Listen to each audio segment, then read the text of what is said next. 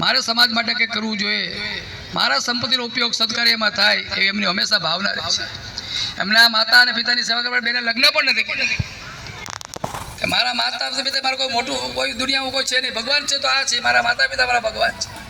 અને ખૂબ પ્રવૃત્તિ કરે છે, ખૂબ અજયભાઈને બધા સાથે રહીને ક્યારેય કાર્યક્રમમાં ક્યાંય જતા નથી, પડદા પાછળ રહેતા હોય છે, ખૂબ સેવાની પ્રવૃત્તિ કરે છે, બાળકોની પ્રવૃત્તિ કરે છે, શિક્ષણની કરે છે, સમાજ ઉપયોગી પ્રવૃત્તિ કરે છે. શિક્ષણની પ્રવૃત્તિ બેનને ખૂબ ગમે છે.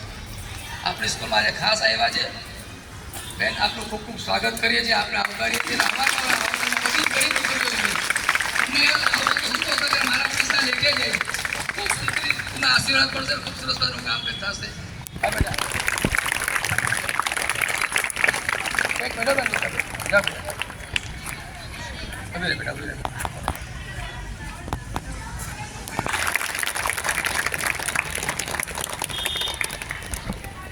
એવા જ બીજા પંકજભાઈ રૂપાણીને વિનંતી કરીશ. પંકજભાઈ વધારો તિલક કર બેટા.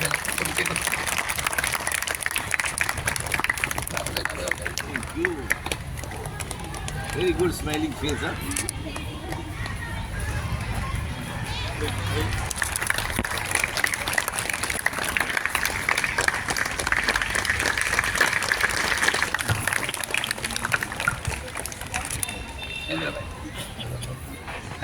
ભરતભાઈ એક રાજુલ મહેતા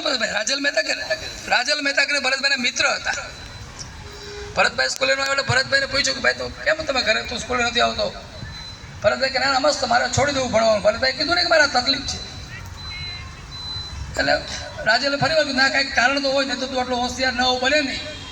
એટલે ભરતભાઈ વાત કરી કે મારા પિતાશ્રીની પરિસ્થિતિ નબળી છે, મારી પાસે ફી ભરવાના પૈસા નથી, એટલે હું ભણી શકું એમ નથી. રાજેલ કીધું કાલે સ્કૂલ પહોંચી જાય, એ બધું થઈ જશે. ભરતભાઈ બીજે દિવસે સ્કૂલમાં જાય છે, એની ફી ભરાઈ ગઈ હોય છે. અને એમાંથી ભરતભાઈ ને કે ભરતભાઈ આજે આપણી વચ્ચે ન હોત આવી રીતે બાળકૃષ્ણ આપવા માટે, ત્યાર પછી ભરતભાઈમાંથી આગળ વધ્યા, ગ્રેજ્યુએટ થયા. દરજી જ્ઞાતિમાં શિક્ષણનું પ્રમાણ ઓછું, ભાગ્યે જ લોકો ગ્રેજ્યુએટ સમયમાં વર્ષો પહેલાં વાત કરું. હવે તો બધી જ્ઞાતિમાં ધર્મમાં શિક્ષણ વધી ગયું છે, પણ ત્યારે એમ કહે કે આ શિક્ષક બહુ બીકોમ થયા, ગ્રેજ્યુએટ થયા. ત્યારે ભરતભાઈ ગ્રેજ્યુએટ થઈ ગયા. ગ્રેજ્યુએટ થયા પછી ભરતભાઈએ દરજી કામનો વ્યવસાય અપનાવ્યો. આટલું ભણ્યા છતાં બધા કે બધું આટલું ભણ્યો તો દરજી કામ તારે શું કામ કરવું જોઈએ? તો કે મારે દરજી કામ કરવું, મારે શોખ છે. ભરતભાઈ ત્યારે લેડીઝ ટેલર તરીકે કામ કરતા, સરસ મજાનો બધો વ્યવસાય ચાલતો.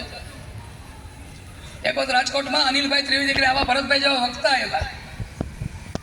એનો કાર્યક્રમ હતો 3 દિવસનો સેમિનાર હતો રાજકોટની અંદર.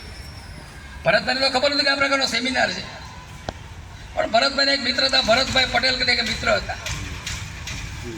એ ભરતભાઈ એ કાર્યક્રમમાં 3 દિવસનો અજયભાઈ પ્રોગ્રામ હતો અનિલભાઈ ત્રિવેદી, ખૂબ સારા વક્તા. એ વખતે આવા વક્તાઓ તો કેવા વક્તા હશે.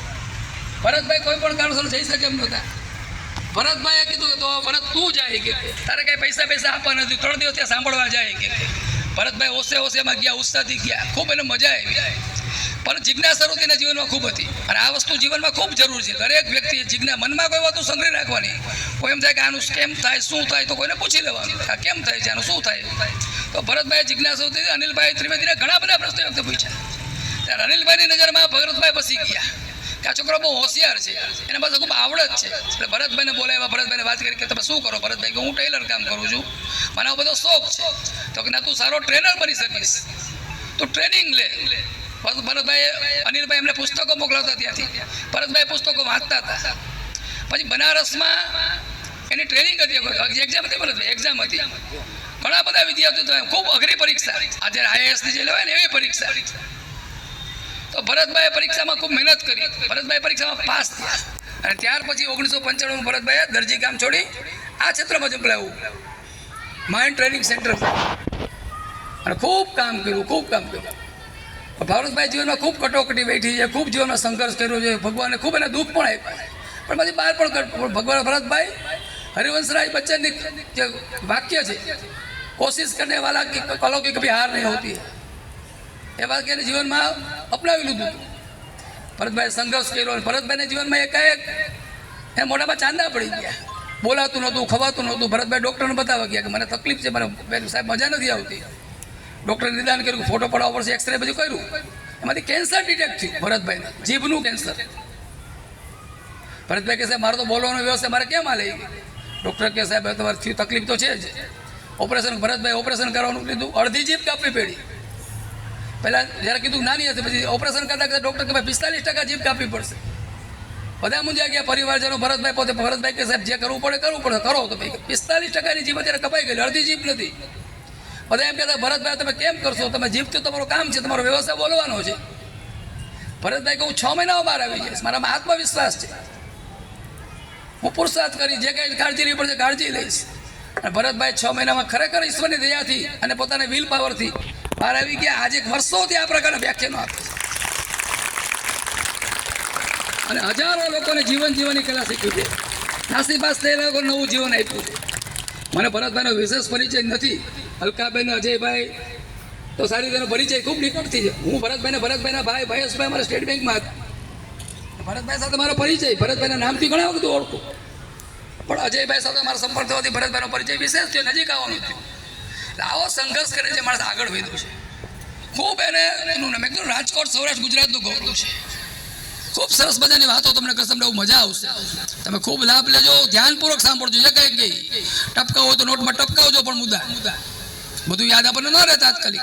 નોટમાં લખી નાખો ભરતભાઈ બોલે કે આમ કરવાનું, તો આપણે લખી રાખવાનું, પછી પર વિચારવાનું. બરાબર, તમને ખૂબ મજા આવશે.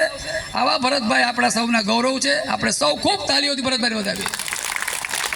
અને હું સૌને વિનંતી કે આપણે સૌ આપણા સ્થાન ઉપર ભરતભાઈને સ્ટેન્ડિંગ ઓવેશન આપણે આપીએ. બધા જ લોકો બધા જ લોકો મહેમાનો થઈને બધા દીકરીઓ બધા જ આપણે સ્ટેન્ડિંગ ઓવેશન ભરતભાઈને આપીએ.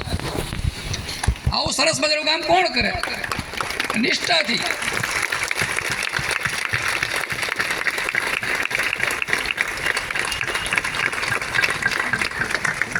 ખૂબ ખૂબ આભાર બધાનો.